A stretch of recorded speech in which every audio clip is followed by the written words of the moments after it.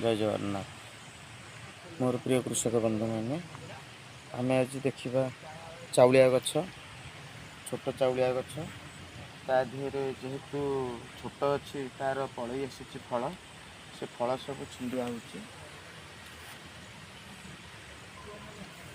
फलटा न छिंडिया हेले ताको कष्ट हम कारण तार बयस ହେଇନି।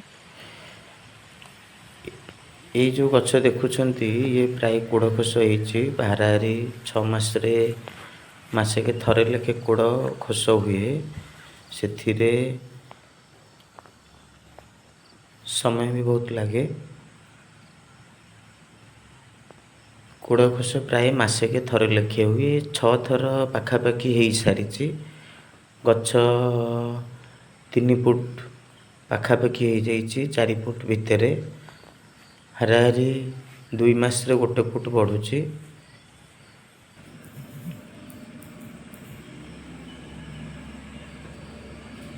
फल रखिबार ठीक समय है नहीं तेणु यार मैच्योरिटी हो सारिबा परे ही से फल छड़ा हम।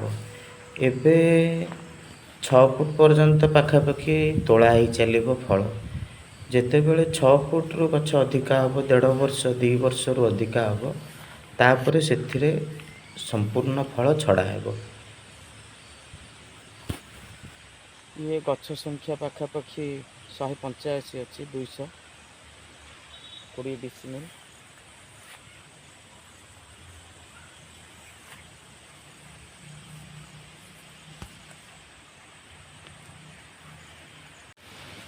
देखु फल संख्या गोटे थाके 3टी लेखे रोचे गोटे कढ़े 3टी।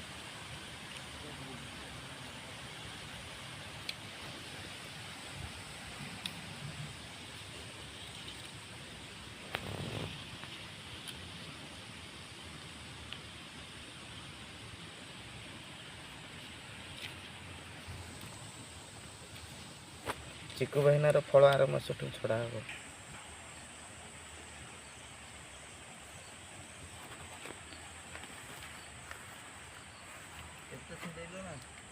गोटे मुठा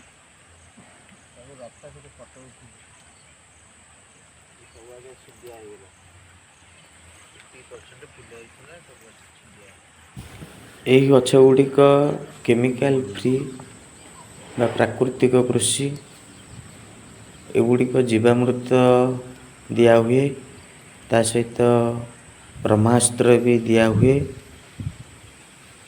तापरे सोरिष पीड़िया लिंब पीड़िया पोचक होकर दिया हुए जो पोक संख्या कम अच्छा। यार सबुठारु आमर जो लक्ष्य अच्छी ओडिशा फ्री ओडिशा रे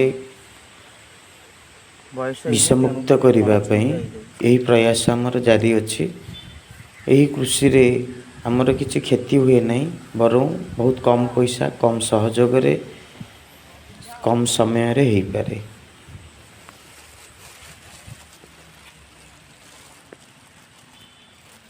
देखु ये प्राय 200 गचर तोला 150 गचर बहुत छोट अच्छी फिंगा हो।